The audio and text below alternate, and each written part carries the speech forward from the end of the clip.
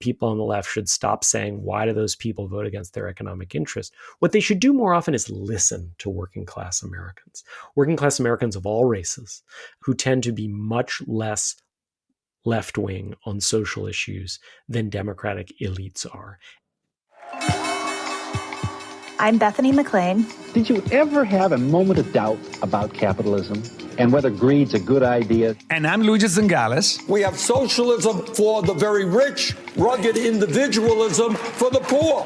And this is Capital Isn't, a podcast about what is working in capitalism. First of all, tell me, is there some society you know that doesn't run on greed? And most importantly, what isn't? We ought to do better by the people that get left behind. I don't think we should kill the capital system in the process. As regular listeners know, here on Capitalism, we're interested in exploring what's working in capitalism and what isn't. Since it's easier to criticize than to provide alternatives, all too often we focus on the isn't part. Today, we want to talk about when capitalism works, or at least when it did work. For this episode of Capitalism-Was, we invited David Leonhardt, who is not only a New York Times columnist, but also the author of Ours Was, note the past tense, The Shining Future, a recent book about why the United States was the land of opportunities and why it is not anymore. In the book, David declares himself a strong supporter of the capitalist system. Capitalism, he writes, remains the best system for delivering rising standards to the greatest number of people, but only a certain type of capitalism. He distinguishes between what he calls rough-and-tumble capitalism, which we would more simply call laissez-faire, and a more democratic form of capitalism. Democratic governance, he writes, prevents the excesses of free market capitalism, while the material gains produced by capitalism foster the faith in society on which democracy depends. As a result, democracy strengthens capitalism, and capitalism strengthens democracy.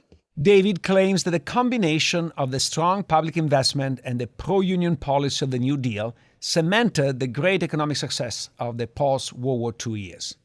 While he recognized that the post-World War II years era was ripe with gender and race discrimination, he claims that it was the ideal form of democratic capitalism where strong unions ensured that productivity gains were spread to everybody. The book also contains, I think Luigi might argue it's a soft criticism of today's left. I'd argue it's not so soft. In David's view, starting with Mills, Betty Friedan, and Ralph Nader, the left started to become a lot more interested in civil and consumer rights than in workers' rights. And the left workers behind. It is actually easier today for a social conservative to become an economic populist than it is for a leftist to create a similar coalition. I think that with this wonderful introduction, it's time to bring David in.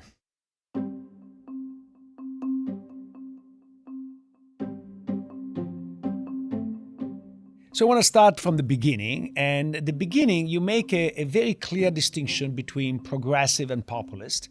We're talking about now the early part of the 20th century. And unlike most people I know, you actually seem to root for the populists. So the progressive movement of the early 20th century really did have some big accomplishments. I mean, child labor laws, minimum wage laws, these are huge accomplishments. But it tended to be a pretty elite top-down movement. It was led by people who hang out at the University of Chicago and other such universities.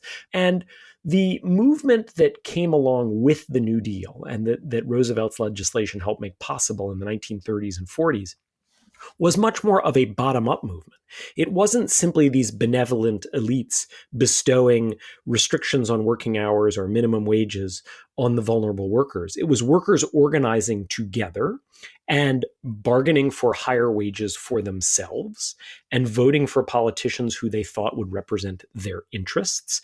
And I think it was a very important turn for the American left to go from this more top-down elite progressive movement that, quite frankly, was often skeptical of workers, skeptical of immigrants, skeptical of labor unions, to a movement that was more both bottom-up and top-down.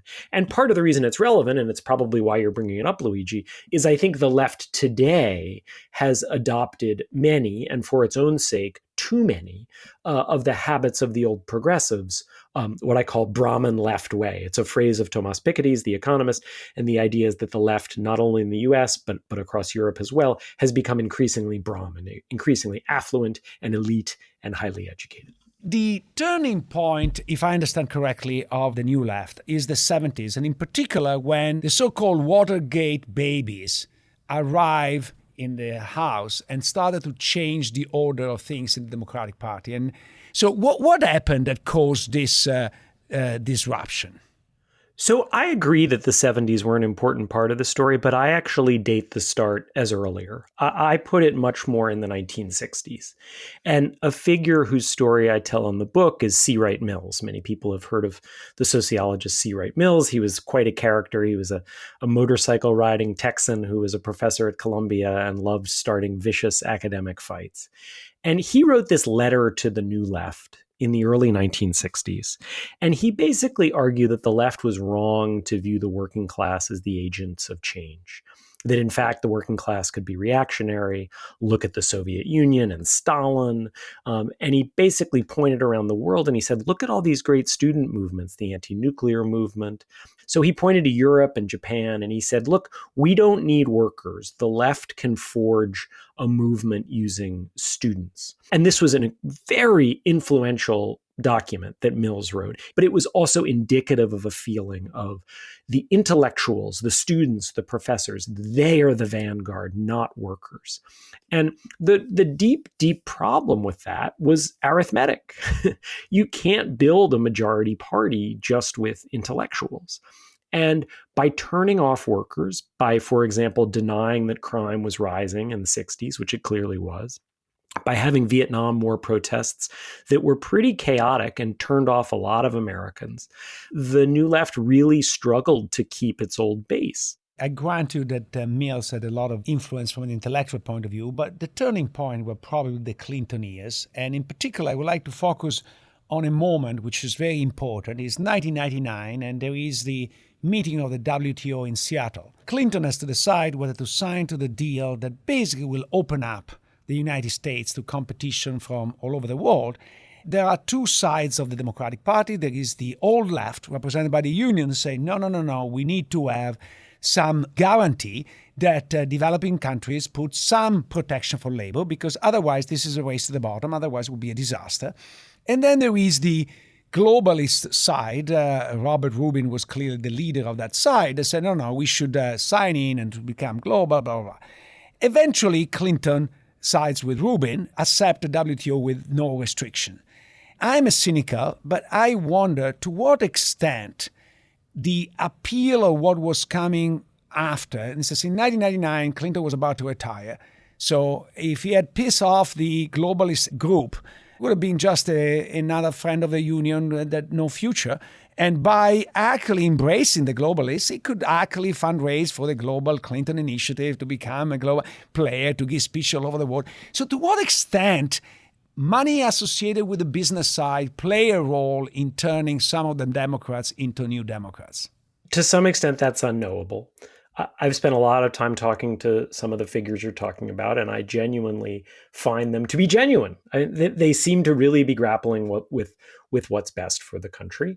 And at the same time, as you're pointing out, money influences people. What I think is clear is that the neoliberal part of the Democratic Party made a set of predictions and promises. They said, look, we're going to open up and it's going to be good for us. It's going to create more high-paying jobs here. And for people who are left behind, we're going to retrain them and we're going to compensate them and they'll be okay. And not only will more trade make us rich, but it will make the rest of the world, and China in particular, free. That was really the promise. I mean, there's this amazing clip of Bill Clinton kind of laughing about the idea that China was going to try to control the internet and censor the internet. And he said it's like stapling Jell-O to the wall. Good luck. Well, 25 years later, apparently the Chinese Communist Party has found a stapler that works for Jell-O. The United States has paid a terrible economic penalty, or at least many communities have from the series of decisions you talked about. I think corporate America knew it could make huge profits in China, and part of what its executives did were they sold themselves and the country a story about how this was good for America. I'm not even sure whether they actually spent much time thinking about whether it was good for America. And I think it's an example of how we have a corporate leadership class today that is relatively unpatriotic, relatively uninterested in the effects on their community. They claim otherwise, but their actions suggest they're not that interested in the fate of the condition of the United States or communities within the United States. They're pretty focused on their own self-interest. How much do you think today the left is the new left? And if the answer is close to 100%, why can today's left not figure out that this isn't working and change strategy? Or maybe a different way to ask the question, do you see signs that anybody is figuring it out? First of all, I think it's important to start with the story that the left tells itself and tells publicly about why it's lost workers. And that's a story that overwhelmingly revolves around sort of denigrating workers, right? The workers don't vote for the left because workers aren't smart enough to understand their own interests, right? We hear this line all the time. Why do those people vote against their economic interests? It's really such a condescending question, right? Let's recognize the fact that a lot of affluent people vote against their economic interests as well, right? Take a look at the voting patterns in Scarsdale, New York, or Martha's Vineyard, Massachusetts, or Aspen, Colorado, or the highest income suburbs north of Chicago. They vote overwhelmingly Democratic, even though often Democrats are going to raise their taxes and spend a whole lot of money putting money into Medicaid and you name it. Or the left will say workers are bigoted. So they're fooled into voting for right-wing parties because they're just xenophobes or racists.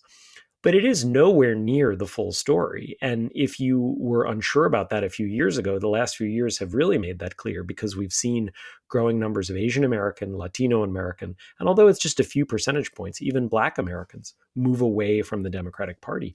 And I think what's ended up happening is the Democratic Party, and particularly the left part of it, which is overrepresented in academia and in media and in the staffs of many Democratic politicians, it really is fairly dismissive of the views of working class people. It's dismissive of religion. It treats any opposition to high levels of immigration as xenophobic, whereas in fact, nearly all over the world, people are uncomfortable with really high levels of immigration. I mean, Japan and South Korea have some of the most restrictive immigration policies there are. Luigi, as you know very well and have written about, Europe has been roiled by high levels of immigration. It's reasonable for working class people to say, whoa, I'm not sure I'm comfortable with this. And so on issue after issue, patriotism, religion, COVID, you name it, the Democratic Party has basically said to working class people infrequently, you don't even know what's good for you, just listen to us. And so it's hard to be too surprised that working class people have said, I'm not sure that's a party for me. I don't think the left today is 100% the new left. And there are figures in the Democratic Party. Joe Biden is actually one of them. Barack Obama was one of them. In fact, it's really hard to get elected president as a Democrat unless you sand off the rough edges of the eliteness of the Democratic Party. And Obama, actually, when you look at the numbers, was better at winning working class voters, working class white voters, too. He was better at it than either the nominee who came before him, John Kerry, or the nominee who came after him, Hillary Clinton. Joe Biden has revisited the Democratic Party's position on trade. He's become more hawkish toward China. He's passed bills that not only invest in the country, but say, we're going to give a priority to American workers. This isn't the kind of neoliberal Democratic Party of 30 years ago.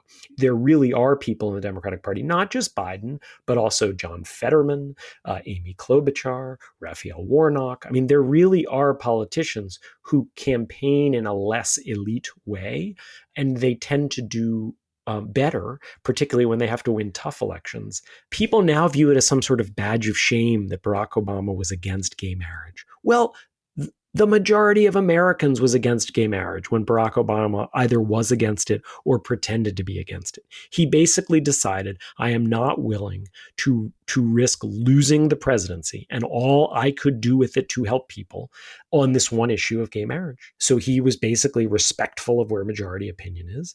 And it didn't prevent gay marriage and marriage equality from happening. I think it's many of Joe Biden's instincts. I actually think one of the costs of Joe Biden's age is not that he's senile. He's not.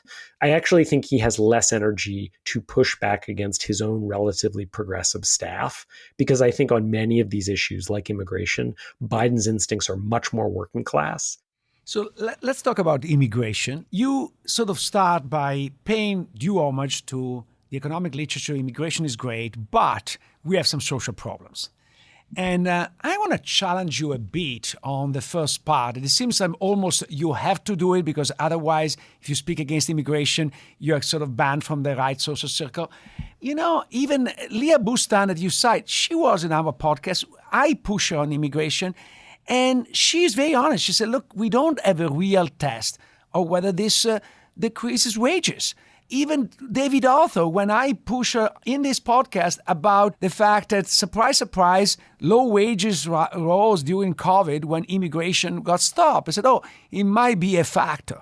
And we know from revealed prefaces why doctors don't want more doctor immigrants, because they decrease prices. So why can't we say that maybe actually it is a fact that immigration decreases wages at the low end of the distribution? Because the correlation you show in the book is stunning. And I'm an immigrant myself, and I benefit from this country, so I have to be careful. But can we be a bit more open on this? Yes, thank you, Luigi. Most of the interviews I've done about the book have been people saying, wait a second, how can you claim there are costs of immigration? This is one of the few where you've criticized me for not being strong enough about talking about those costs. So I really appreciate. Yes, first of all, as you noted, we don't completely know, because we can't run natural experiments in which we admit or don't admit immigrants and see how things are different. Basically, you can think of a few broad periods of American history over the last 150 years. From the late 19th century until the 1920s, we had high immigration and high and rising inequality.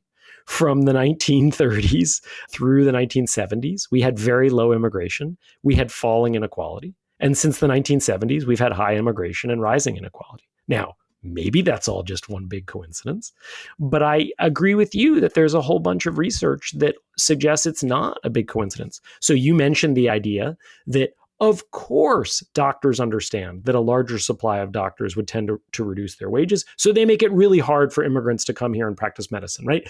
It doesn't matter if you're a 45-year-old incredibly accomplished doctor from another country. You have to come here and do a residency. You have to do training in this country, right? It's bonkers.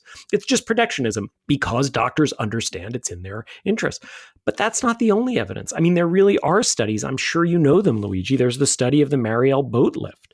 There's the study of the 1994 Mexican peso crisis, and found that wages fared worse in regions of the U.S. that received more migrants. There's a study that looked at nursing and found that regions with more foreign-born nurses had lower wages for the nurses who were already there. One of the things that I found really interesting is there's this 2017 National Academy of Science 600-plus page report. It very honestly walks through all of this evidence. It has charts. When you look at the wage effects, almost all the numbers are negative. But then in their discussion of it, they use these little words that try to shave it off. They say things like, the wage effects are modest and are focused on lower income workers. I actually think that's accurate, right? But that's not saying that the wage effects are anywhere near zero for lower income workers, right? The average effects are modest. And in fact, there was kind of this interesting little controversy in which George Borjas, the Harvard economist, who tends to be more skeptical of immigration, was a member of this National Academy of Sciences committee. And he felt like the committee's own description of the evidence was a little off. So he kind of wrote his own PS afterwards that was like, hey, here's the evidence. I don't think we're describing it. I think in the end, huge numbers of people, both on the kind of laissez-faire right and on the progressive left, believe deeply in the idea of immigration for its own sake. And they then try to shade how they talk about the evidence to make it sound different. I think it's also in their interest. They want cheaper waiters and cheaper nannies. Immigration delivers exactly that to them. So it's self-serving. It's not just a big ideal. It's very self-serving. You're too nice to use this word, but I feel like several of your questions, Luigi, have been, aren't you being naive? and maybe I am. Look, it is the case that affluent professionals benefit with less expensive yard work, with less expensive childcare.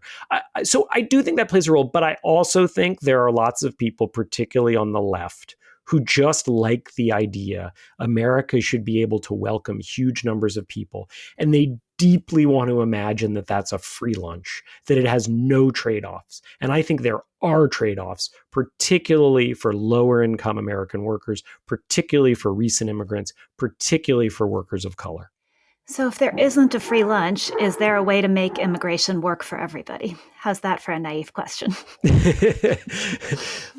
So look, I am pro-immigration. I think particularly when you look at the aging of our society and you look at how many children people who already live in the United States are having, which short answer is not that many, we clearly need immigration. I also think it's really important that we remain a beacon for the world, that we let in significant numbers of Ukrainians, that we let in Uyghurs who are being oppressed in China. To me, a better functioning immigration system would do the following. One, it really would clamp down on illegal immigration. That makes people feel like we are a society without rules. It makes people feel like it's unfair. Imagine you're an immigrant who's been waiting for years for a work permit, and a migrant comes across the border now and gets one within weeks, which is happening. It would make you so angry.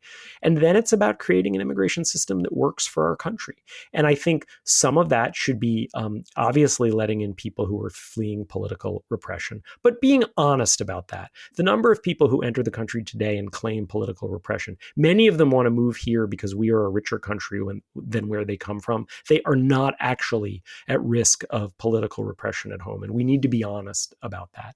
I also think we should think about admitting more people on the upper end of the income spectrum, because that will provide more labor competition for people like us, and less labor competition for people who've been the victims of inequality. I agree with you, but the litmus test is on the enforcement side. The enforcement side is very simple. You just penalize employers. So you're penalizing us for having nannies that are illegal, not the illegal immigrants. This is not happening. And it's not happening at a corporate level, but it's not even happening at the sort of family level. The penalty can be much bigger. If we hire an illegal gardener, then we get penalized a lot. And we don't see that. So I think my fear is that much of the new left has retained some of the ideals, the ones that are compatible with the wallet of the old left, but everything that conflicts with the wallet is actually completely abandoned. Yeah, I mean, that sign that many progressives hang in their yard, it was popular during COVID, in this house, we believe in this. Rick Kallenberg has pointed out that sign has absolutely nothing about poverty or inequality. Right? It is in some ways a distillation of what the new left is. And you're absolutely right. And look, Bernie Sanders was part of a very long tradition of progressives who worried about high levels of immigration. The civil rights leaders of the 20th century worried about this. A. Philip Randolph, one of the heroes of my book for his union organizing, was very tough on the idea of high levels of immigration. Unions were often very tough on it. Barbara Jordan, the congresswoman from Texas, said, look, we need borders and we need to enforce our laws. And Bernie Sanders was one of those people until he wanted to become the Democratic nominee for president. And he basically realized that in today's Brahmin left Democratic Party, you can't have that position on immigration. But relatively recently, I think 2015, Bernie Sanders made a version of the point that you're making, Luigi.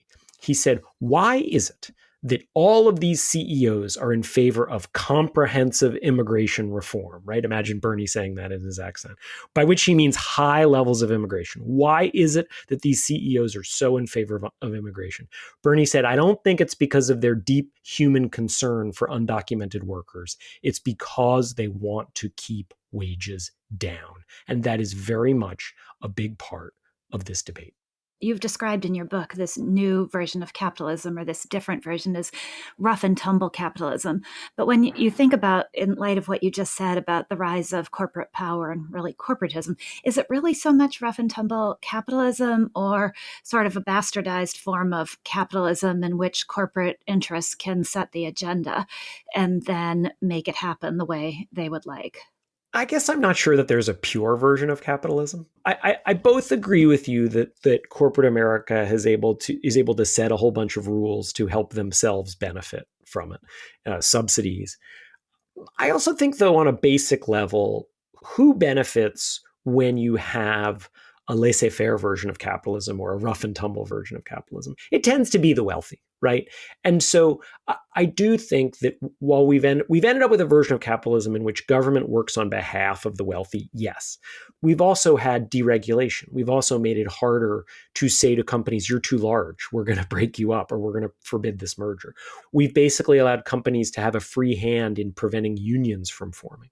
And so I think, yes, there are specific policies that benefit corporate America, but it's also the case that in the absence of government activism, because the wealthy and because corporations tend to have more power than individual workers, that more laissez-faire capitalism also inherently tends to lead to higher inequality.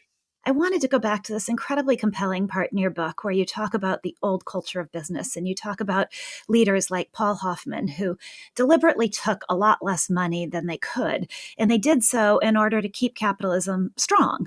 And you wrote that these CEOs were acting in accordance with the culture by not maximizing their own personal gains.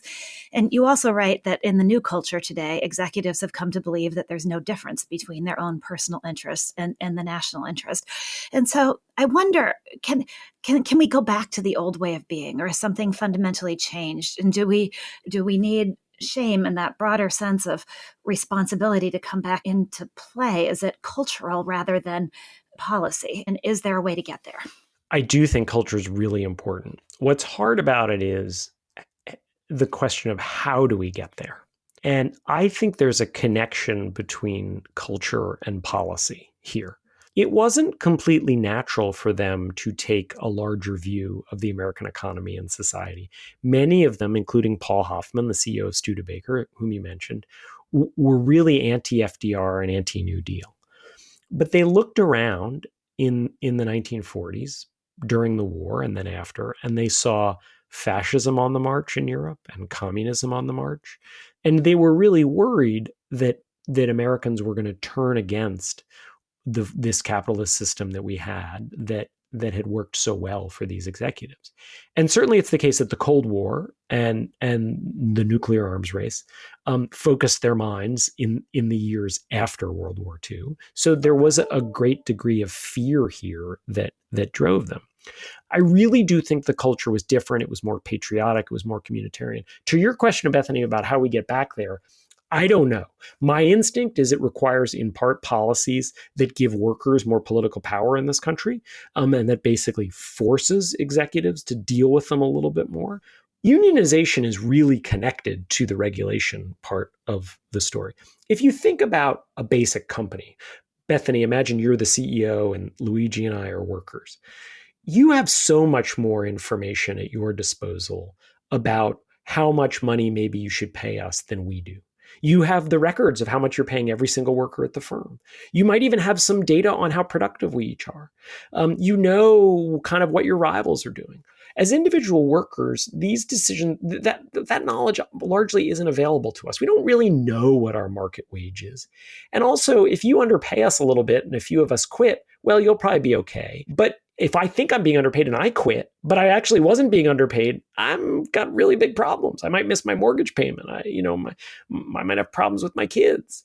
And so without unions, when you just have a corporation and individual workers, wages tend to settle at the low end of what someone might reasonably be paid. It really takes workers coming together to collectively bargain, which is the definition of a union, in order for workers to make a better wage. Yes, unions can overreach. Yes, unions need to be different from the unions of the past. But on a basic theoretical level, I believe unions are one of the most important things for raising the wages, particularly of lower income workers in the private sector. But it probably also needs to involve some version of shame, to use your word, and fear about what will happen to our country if we continue on this extremely high inequality, very angry path that we're now on. Culture is part of what is produced by the leading elite and our influence. And in this culture, you feel a shame if you are saying something negative about transgender people like J.K. Rowling. But you don't feel a shame if you mismanage Boeing, more than 300 people died. And it seems to me the left is more concerned about the first than the second. This elite feels very happy that the values are the value of the extreme left and not the value of the majority of people. Don't feel the need of representation, may I say, is even anti-democratic. And I think that in the 70s, the biggest victories of the Democratic Party were not obtained at a ballot box. You had the victory against the war in Vietnam, thanks to the Pentagon paper. You had abortion done in the Supreme Court. And you have the defeat of Nixon that was thanks to the Washington Post, right? The elite was able to win the battles without any vote. And so my impression, and after that, there was a bit of euphoria and say, we don't need actually the vote of the people. As long as we control the commanding heights, we can do whatever it wants. And then social media came about, and actually you have a candidate who bypasses the commanding heights, reaches out to the people, and they don't know how to react. I think what you said about how in some ways it's anti-democratic is really important. It's anti-democratic to take Abraham Lincoln's name off schools because he doesn't somehow fit the 21st century version of what it's like to be a progressive. Abraham Lincoln, right? And you mentioned trans issues. Those are really hard issues. But you look at the polling, not just a narrow majority, a very large majority of Americans supports the idea of some restrictions on when children can get medical procedures. I'm not talking about the kinds of bans Republican states have put in necessarily, but some restrictions. A very large majority of Americans says that in high school, people shouldn't be able to just decide whether they're going to play on the girls' team or the boys' team. Now, you can disagree with that, but to basically say that those views are beyond the pale, I first of all think is just really problematic on the facts. Second of all, it's fundamentally anti-democratic, right? It's one of two things. It's either dooming you to be part of a relatively narrow minority party that represents 20, 25% of Americans, or it's telling Americans that they just have to come along with a party that really doesn't reflect their views on things. And that just doesn't work. It's a recipe for defeat. And I mean, I've several times mentioned this idea that people on the left should stop saying, why do those people vote against their economic interests? What they should do more often is listen to working class Americans of all races, who tend to be much less left-wing on social issues than Democratic elites are, and respectfully engage with those issues. Maybe there are some of them on which the Democratic Party and the left is going to say, sorry, like this to us is a basic issue of decency. Even if public opinion is different, we're going to call people by the pronouns they want, which I actually think would be a reasonable thing to do. Hey, that's basic respect. But on so many of these issues, immigration, patriotism, COVID precautions a few years ago, transgender issues, I think having a little more humility and a little more small d democratic spirit and willing to listen to Americans would both be the right thing to do, and it would be a strategically wise thing for the Democratic Party to do. If you're enjoying this podcast, there's another University of Chicago Podcast Network show to check out. It's called 9 Questions with Eric Oliver. Have you ever wondered who you are, but you don't know who to ask? Then join Professor Eric Oliver as he poses the 9 most essential questions for knowing yourself to some of humanity's wisest and most interesting people. Listen to 9 Questions, part of the University of Chicago Podcast Network.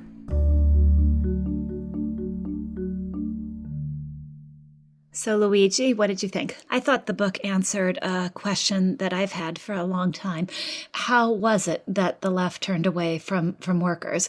And I thought the history that David offers of how this happened and why it happened and what the cost has been is extraordinary. I might have said this on this podcast before, but I grew up in an area of northern Minnesota called the Mesabi Iron Range, which is mining country, very heavy on labor unions, very almost socialist. And the idea that this part of the country would ever vote for somebody Republican. Just it never would have happened. But in 2016, it went for Trump. And I remember sitting in New York and having people say, well, it's only racist people who would vote for Trump. The economics are just, it's just a cover. And I thought, oh, no, that's just not true. I agree with you. However, there is a lack of an international perspective. I don't think that you see in Japan, but I'm no expert of Japan. You see it in every other sort of Western country.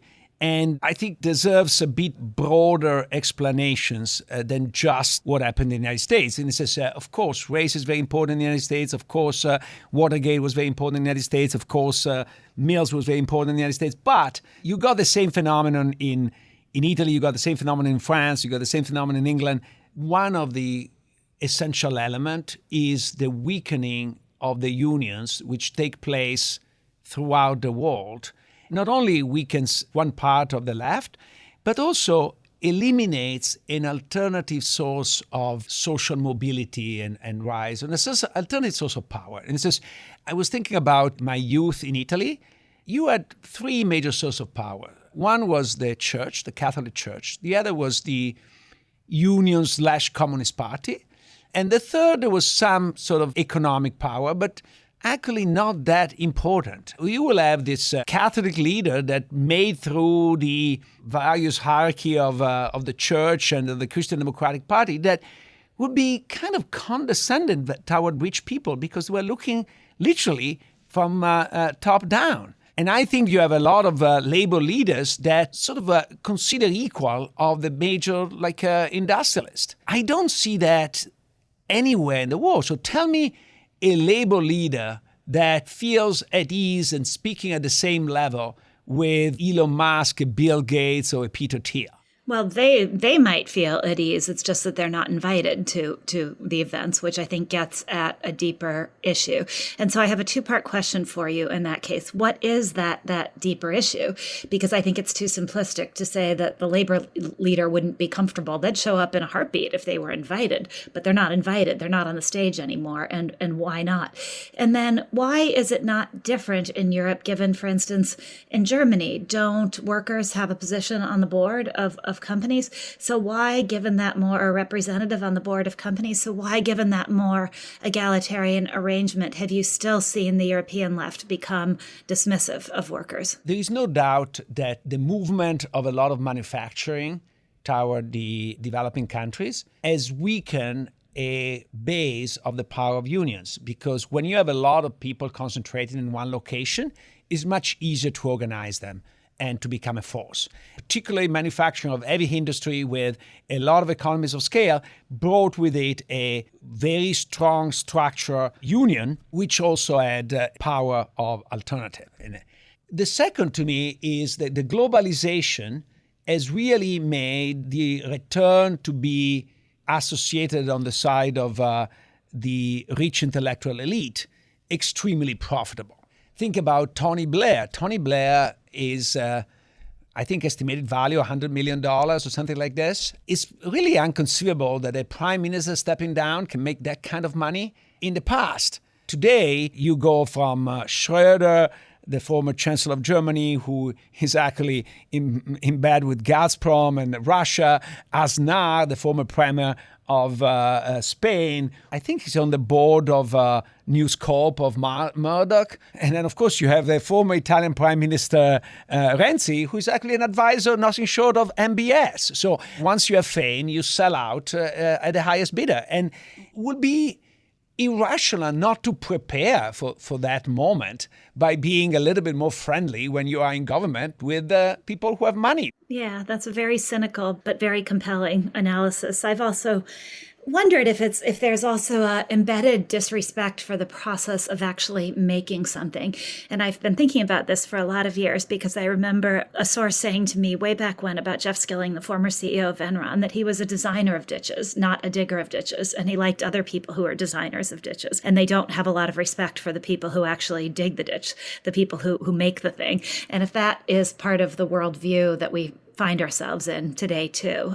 Overwhelming appreciation for the idea, perhaps too much appreciation for the idea, and a corresponding disrespect for how the idea actually gets executed. Michael Sandel is actually right. Remember when he came to the interview, he was saying that one of the costs of having a meritocracy is that the winner feels entitled to have some contempt toward the losers. We have introduced more a meritocracy throughout the West. So people were more in the upper echelon, especially of the economic system, especially in Europe, used to be more coming from noble family, coming from old money. And now things have changed. Everybody wants to be at the top of this hierarchy. And so there is less of an interest in economic issues and much more interest in civil rights issues, because you can pretend to be leftist because you care about LGBTQ rights and still be paid a fortune. I think that that's kind of, you have the cake and eat it too. Yes. But going to today, on the one hand, he is very, to some extent, courageous in taking these positions. For example, on immigration, he has a very nuanced position.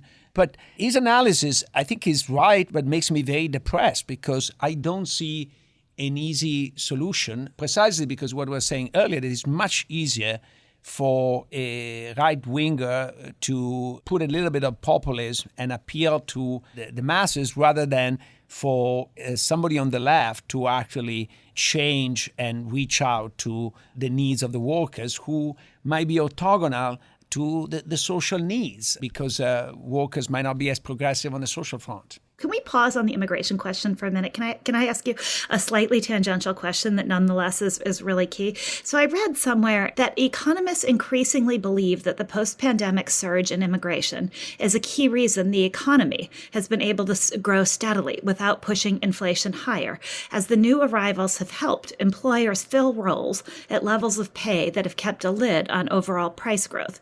Okay, so if that's the conventional view, that immigration has helped hold wage growth down, how can people possibly say at the same time that immigration doesn't affect wages at the lower end? Doesn't that first sentence just admit that the whole thing is not true? I remember I asked that to Leah Bustan, I asked that to David Arthur, and you remember how reluctant they were to go down. It's a bit like if you cross, you are immediately labeled as a conservative, and so you don't want to cross that line. And I think that it's pretty scary. We are afraid as economists to tell the way we see it because of this political pressure. I get that, and I know I've heard you ask that question before, but now as I keep reading everywhere that this is what people believe, that this is the reason that inflation is lower because immigration has held wages in check, I just think, wait, what am I missing? How can you have it both ways? It's not only that. Bernie Sanders says this very clearly. He says, why the head of industry wants to have more immigration? To keep the wage lower, right? So it's like, and do you think they're so stupid they don't understand what's going on?